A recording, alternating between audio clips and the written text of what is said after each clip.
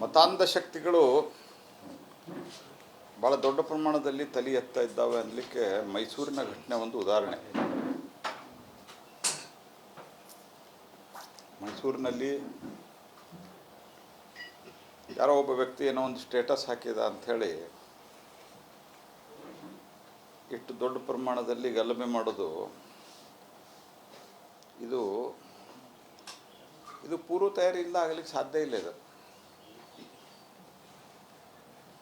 ಇದರಲ್ಲಿನ ಎಲ್ಲ ಆಯಾಮಗಳಲ್ಲಿ ತನಿಖೆ ಆಗಬೇಕು. ಯಾಕಂದರೆ ಇವತ್ತು ಕೆಲವು ಆನ್ಲೈನ್ ಮಾಧ್ಯಮದಲ್ಲಿ ಬಂದಿದೆ, ಅವನಷ್ಟಕ್ಕೆ ಅವನು ವಾಟ್ಸಪ್ದಲ್ಲಿಯೋ ಎಲ್ಲೋ ಇತ್ತದು, ಯಾರು ಹಾಕಿದ್ದಾನೆ ಅಂತ ಈಗ ಅರೆಸ್ಟ್ ಮಾಡಿದ್ದಾರೆ. ಅದನ್ನು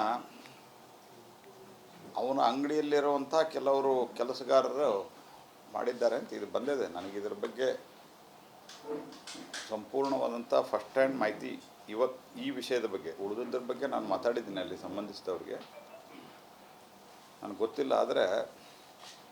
ಅಂದರೆ ಒಂದು ರೀತಿಯಲ್ಲಿ ತಯಾರಿ ಗಲಭೆ ಮಾಡಲಿಕ್ಕೆ ಎಲ್ಲ ಕಾಲದಾಗೂ ಯಾವ ರೀತಿ ತಯಾರಿ ಇಟ್ಕೊಂಡಿರ್ತಾರೆ ಅನ್ನೋದು ಇದು ಅತ್ಯಂತ ಗಂಭೀರವಾದಂಥ ವಿಷಯ. ಇದು ಮೆಜಾರಿಟಿ ಆಫ್ ದಿ ಟ್ಯಾಕ್ಸ್ ಕೊಡೋರು ಹಿಂದೂಗಳು.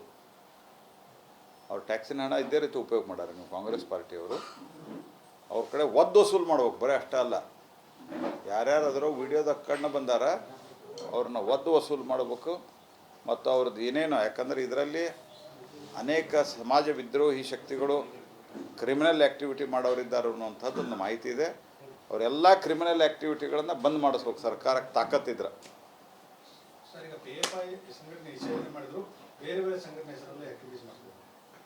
ನೋಡ್ರಿ, ಅವರು ಮಾಡ್ತಾ ಇರೋದು ಈ ಥರದ ಕೇರಳ, ಕರ್ನಾಟಕ, ತೆಲಂಗಾಣ ಇದೇ ರಾಜ್ಯಗಳಲ್ಲಿ ಮಾಡ್ತಾ ಇದ್ದಾರೆ. ಅವರು ಬೇರೆ ಕಡೆ ಸರ್ಕಾರಗಳ ಗಟ್ಟಿಯಾಗಿದ್ದಾವೆ.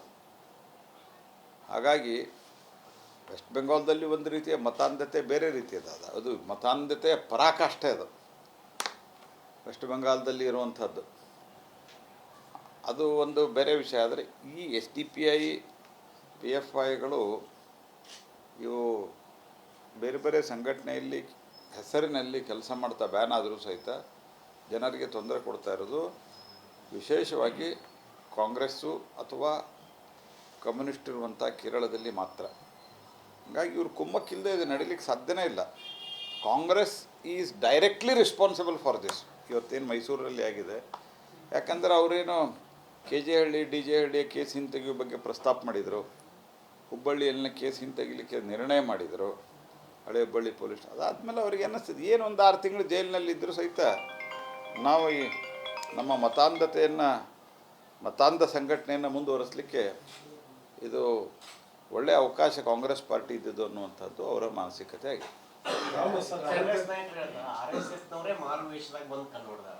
ನೋಡ್ರಿ, ಅಲ್ಲಿ ವಿಡಿಯೋ ಇದೆ, ಅವರಿಗೆ ಜವಾಬ್ದಾರಿ ಇರ್ಬೇಕು. ಯಾವನು ಕಾಂಗ್ರೆಸ್ ವಕ್ತಾರ ಯಾರೋ ಹೇಳಿದ್ದಾರೆ, ಜವಾಬ್ದಾರಿ ಇರ್ಬೇಕು ಒಂದು ಸ್ವಲ್ಪ. ಸ್ವಲ್ಪ ಜವಾಬ್ದಾರಿಯಿಂದ ಮಾತನಾಡೋದು ಕಲಿಬೇಕು. ಅಂದ್ರೆ ಒಟ್ಟೆ RSS ಅಂದರೆ ಇನ್ನು ಹಿಂದೂಗಳು ಅಂತ ಹೇಳುವ ಧೈರ್ಯ ಇಲ್ಲ. ಮೊದಲಾದ್ರೆ ಬರೀ ಹಿಂದೂ ಅಂತ ಹೇಳ್ತಿದ್ರು, ಈಗ ಅದಕ್ಕೆ RSS ಅಂತ ಹೇಳಲಿಕ್ಕೆ ಶುರು ಮಾಡ್ಯಾರ ಈಗ. ಸೊ ಅದಕ್ಕೆ ಅದರೊಳಗೆ ವಿಡಿಯೋ ಅದ.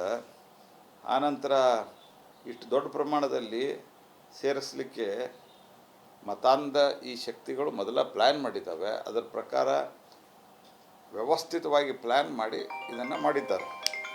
ಸರ್, ಈಗ ಈ ಹಳೆ ಹುಬ್ಬಳ್ಳಿ ಕೇಸ್ಗಳನ್ನು ವಿಡ್ರಾ ಮಾಡ್ಕೊಂಡಿದ್ರ ವಿರುದ್ಧ ಕಾನೂನು ಹೋರಾಟ ಮಾಡ್ತೀವಿ ಅಂತ ನಡೆದಿದೆ. ಏನು ಡೆವಲಪ್ಮೆಂಟ್ ಆಗಿದೆ. ನಾನು ಮಾಹಿತಿ ತೆಗೆದುಕೊಂಡು ನಿಮ್ಗೆ ಹೇಳ್ತೇನೆ. ರಾಜಕಾರಣದಲ್ಲಿ ಸರ್ ಸಾಕಷ್ಟು ಬೆಳವಣಿಗೆ. ಇವರು ದಲಿತ CM ಕೂಗನ್ನು ಎಬ್ಬಿಸಿದ್ದಾರೆ. ಮತ್ತು KN ರಾಜಣ್ಣ, G ಪರಮೇಶ್ವರ್ ದಲಿತ ಸಮಾವೇಶ ಕೆಲವು 3 ಕಡೆ ಪ್ಲೇಸಸ್, ಹುಬ್ಳಿಯಲ್ಲೂ ಆಗಬಹುದು ದಲಿತ ಸಮಾವೇಶ. ಕಾಂಗ್ರೆಸ್ ಪಾರ್ಟಿ ಒಳಗೆ ಇದು ಮೊದಲಿನಿಂದನೇ ಯಾವ ಸಂದರ್ಭದಲ್ಲಿ ಚುನಾವಣೆ ನಡೆದಿತ್ತು ಅವತ್ತಿನಿಂದನೇ ನಡೀತಾ ಇತ್ತು. ಮುಂದೆ ಮುಖ್ಯಮಂತ್ರಿ ಯಾರಾಗಬೇಕು ಅಂಥೇಳಿ.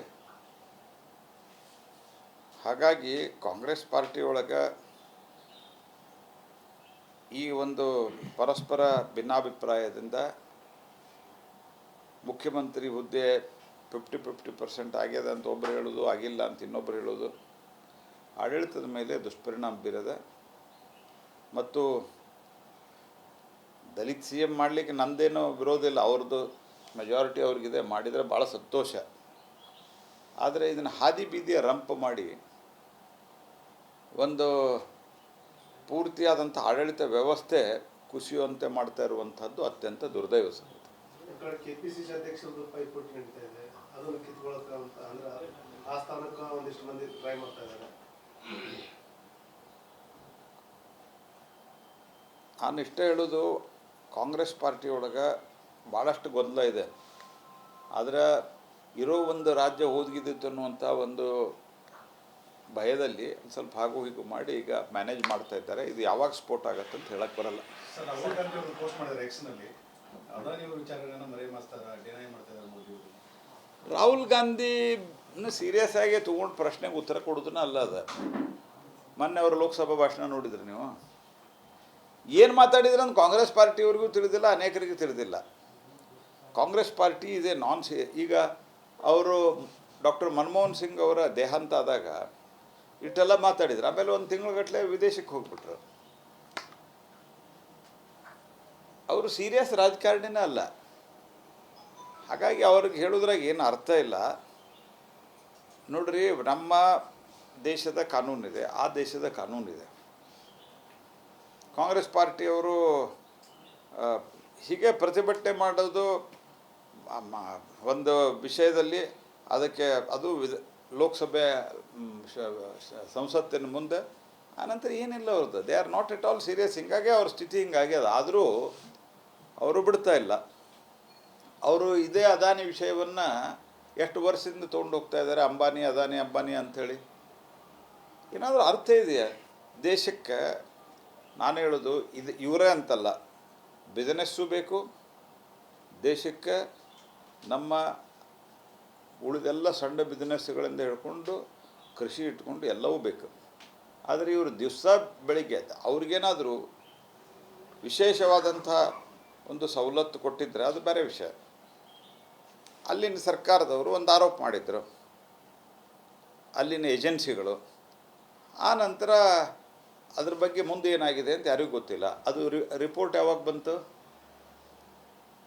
ಕಳೆದ 3-4 ವರ್ಷದಿಂದ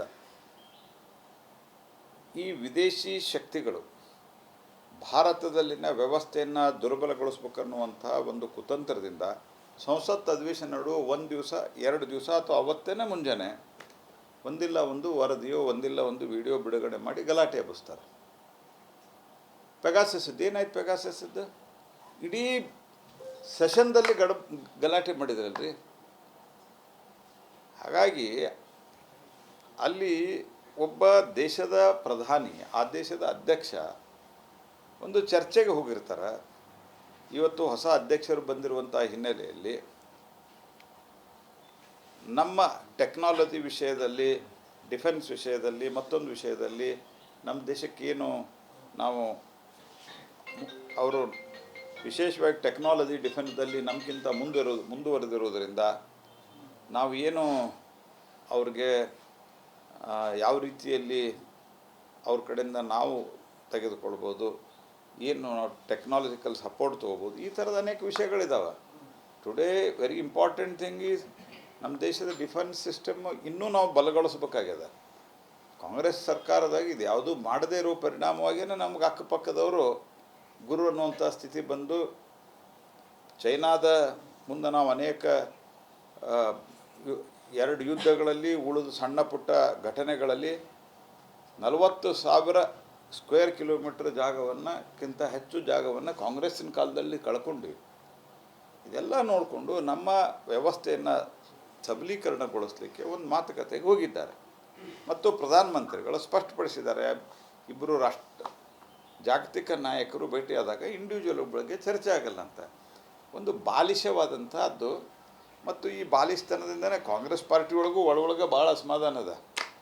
ನಾನು ಪಾರ್ಲಿಮೆಂಟ್ ಅಫೇರ್ಸ್ ಮಂತ್ರಿನೂ ಆಗಿದ್ದೆ, ಈಗೂ ಪಾರ್ಲಿಮೆಂಟನ್ನು ನಡೆಸುವಲ್ಲಿ ಒಬ್ಬ ಸಾಮೂಹಿಕ ಜವಾಬ್ದಾರಿ ಮತ್ತು ಒಂದು ಟೀಮು ಅದ ನಮ್ಮದು. ಆ ಟೀಮ್ದಲ್ಲಿ ನಾನು ಇರೋದ್ರಿಂದ ನನಗೆ ಗೊತ್ತಿದೆ ಕಾಂಗ್ರೆಸ್ ಪಾರ್ಟಿಯವರೇ ಭಾಳಷ್ಟು ರಾಹುಲ್ ಗಾಂಧಿ ಈ ಇಮ್ಮೆಚ್ಯೂರಿಟಿ ಬಗ್ಗೆ ಭಾಳ ಅಸಮಾಧಾನ ಇದ್ದಾರೆ. ಬಟ್ ಏನು ಮಾಡೋದು, ಅಲ್ಲಿ ಗಾಂಧಿ ಫ್ಯಾಮಿಲಿ ಬಿಟ್ಟರೆ ಬೇರೆ ಏನು ಅವ್ರಿಗೆ ಆಧಾರ ಇಲ್ಲ. ಇಲ್ಲ ಅಂದರೆ ಅದು ಇದ್ದಿದ್ದಷ್ಟು ಹೋಗ್ತದೆ ಅಂತ ತಿಳ್ಕೊಂಡು ಅವ್ರಿಗೆ ಜಿ ಅನ್ಕೋತಿದ್ದಾರೆ.